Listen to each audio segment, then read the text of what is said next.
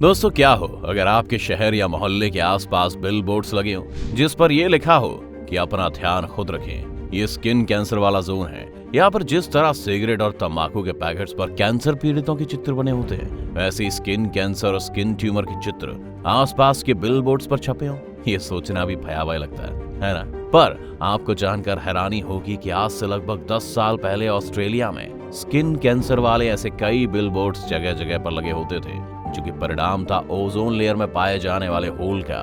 जी हाँ, ओजोन का ये होल जो ना कितनी जिंदगियों को बर्बाद कर रहा था। तो आखिर क्या है इस होल की पूरी कहानी और क्यों ये हमारे लिए खतरनाक है, और क्या आज भी ये होल मौजूद है?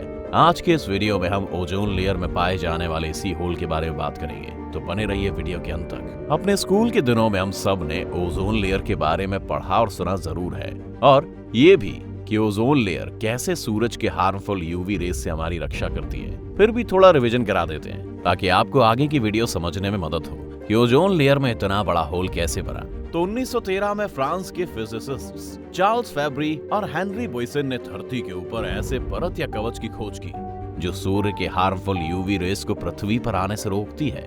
और क्योंकि ऑक्सीजन के 3 एटम से मिलकर बनता है, इसीलिए इसका नाम ओजोन रखा गया है। विज्ञान की भाषा में इसे O3 लिखा जाता है। ओजोन लेयर एटमॉस्फेयर की वो परत है जो अर्थ के सरफेस से 10 से 50 किलोमीटर की ऊंचाई पर पाई जाती है। अच्छी ओजोन जो ओजोन लेयर की ऊपरी सतह पर होती है, इंसानों और बाकी जीवों के लिए अच्छी मानी जाती है। अब आप कहेंगे कि अच्छी ओजोन ये है, तो बुरी ओजोन क्या है? तो आपको बता दें कि ओजोन गैस बहुत जल्दी ही किसी भी गैस के साथ रिएक्शन कर देती है। इसीलिए जब car, power plant, industrial boiler, refinery, chemical plant और अन्य सोर्सेज से निकलने वाला पोल्यूशन सनलाइट की प्रेजेंस में ओजोन के साथ केमिकल रिएक्शन करते हैं, तो पृथ्वी की तरफ वाली ओजोन लेयर में खराब ओजोन की एक लेयर बन जाती है जो कि बहुत हार्मफुल होती है। इसीलिए इसे बुरी ओजोन कहा जाता है। वैसे आपको बता दें कि ओजोन की परत की वजह से ही धरती पर जीवन संभव है, क्योंकि पृथ्वी पर पाया जाने वाला कोई भी जीव सूरज से डायरेक्ट आने वाली किरणों को बर्दाश्त नहीं कर सकता है,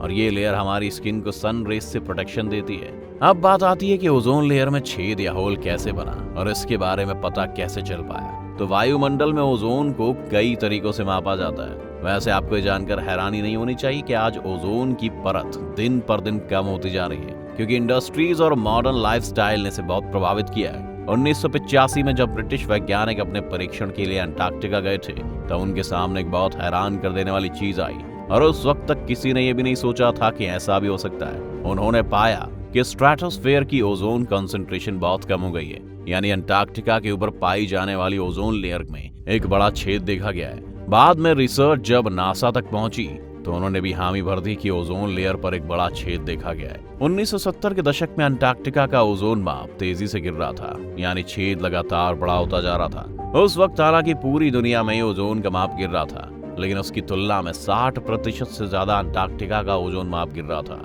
जो कि उस वक्त पूरी दुनिया के लिए बहुत ज्यादा भयावह आंकड़े थे। और 1980 और 1990 के दशक के दौरान सैटेलाइट्स और अन्य डिवाइसेस के ऑब्जर्वेशन और माप से ये पता चला कि अंटार्कटिका के ऊपर ये ओजोन लेयर का छेद किसी भी हाल में कम होता दिखाई नहीं दे रहा है, और साल दर साल बड़ा होता ही जा रहा है। एवेंजर्स में तो आपने देखा ही होगा कि डॉक्टर स्ट्रेंज जैसे दूसरी दुनिया का दरवाजा खोलते हैं, लगभग वैसे ही ओजोन का यह छेद था, पर इसका परिणाम मानव जाति के लिए बहुत बुरा होने वाला था। इस छेद के कारण दुनिया भर में समताप मंडल का ओजोन कवरेज 5% गिर गया था।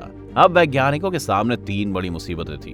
एक ये कि ओजोन लेयर में इतना बड़ा छेद जो लगभग अमेरिका जितना बड़ा हो गया था, वो हुआ कैसे, किन कारणों से छेद बढ़ता जा रहा था, और दूसरा ये कि उस छेद को जल्द से जल्द कैसे हील किया जा सकता है, क्योंकि 1974 में अमेरिकी केमिस्ट मारियो मोलिना और एफ शेरवुड रॉलैंड और डच केमिस्ट पॉल क्रुटजेन ने खोज कर ली थी कि ओजोन लेयर को CFC यानी क्लोरोफ्लोरोकार्बन खत्म कर रही है। CFC वही गैस है जिसको 1928 में खोजा गया था, और जिसका इस्तेमाल उस दौर में अंधाधुंध तरीके से हेयर स्प्रे पेंट और AC के रेफ्रिजरेशन के रूप में किया जा रहा था। तब वैज्ञानिकों ने पता लगाया कि अगर ओजोन लेयर को बचाना है तो CFC का इस्तेमाल पूरी तरह से बंद करना होगा, और उन्होंने ये नोट किया कि यूवी रेडिएशन के बाद CFC से निकलने वाली क्लोरीन ओजोन को नष्ट कर सकती है। इसके बाद फिर ओजोन लेयर के लगातार होते हुए लॉस को बचाने के लिए 1987 में ओजोन परत को नष्ट करने वाले पदार्थों पर मॉन्ट्रियल प्रोटोकॉल के तहत हस्ताक्षर करने के लिए दुनिया की लगभग सारी शक्तियां एक साथ आईं। जिसका एक ही मकसद था कि जितना ज्यादा हो सके CFC यानी क्लोरोफ्लोरोकार्बन और ऐसी अन्य गैसें जिनके यूज से ओजोन लेयर हार्म हो रही है उनका कम से कम उपयोग किया जाए। ये एक ऐसा ऐतिहासिक समझौता था जिसने दुनिया को CFC के निर्माण और उपयोग पर रोक लगाने और उसके बदले बेहतर नेचुरल अल्टरनेटिव ऑप्शंस को यूज करने के लिए बढ़ावा दिया था। 1990 और 2000 के दशक की शुरुआत में ही फॉलो अप मीटिंग्स ने हाइड्रोब्रोमोफ्लोरोकार्बन जैसी गैसों को दुनिया से इंट्रोड्यूस कराया गया और इन गैसों को CFC के अल्टरनेटिव के तौर पर यूज करने को कहा गया।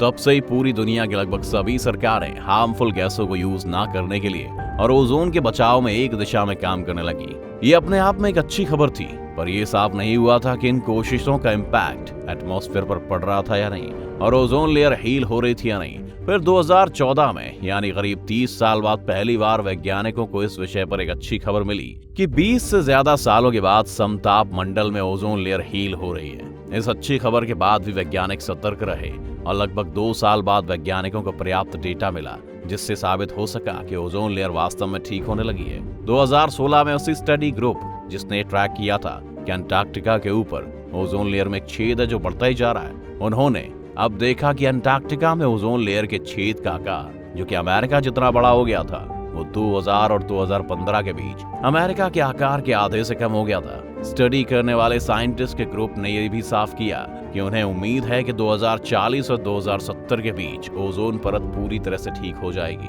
और हमें आने वाले समय में इस बात की चिंता नहीं करनी पड़ेगी कि हमें सनलाइट से स्किन कैंसर भी हो सकता है। तब से रिजल्ट्स अच्छे ही हैं और ओजोन लेयर हर साल खुद को हील कर रही है। इसी कारण अभी हमें डेली लाइफ में ओजोन लेयर से रिलेटेड खबरें नहीं मिल रही हैं। देखा जाए तो हम इंसानों की यही हालत रही है। हमें जब भी ये नहीं लगता कि प्रकृति को हमने इतना मिसयूज कर लिया है कि उसके कारण मानव जाति खत्म होने वाली है, तब तक हम उस पर ध्यान नहीं देते हैं। ओजोन की परत ने इंसान के स्वास्थ्य की तो रक्षा की है, साथ ही साथ इकोसिस्टम को भी बचा कर रखा है। अब इसके आगे की जिम्मेदारी हमारी है कि हम अपने वातावरण को कैसे ट्रीट करते हैं। खैर, आपका इस मामले में क्या ख्याल है हमें कमेंट करके जरूर बताएं। साथ ही वीडियो को लाइक और शेयर जरूर करें। हमारे चैनल को सब्सक्राइब भी कर लें।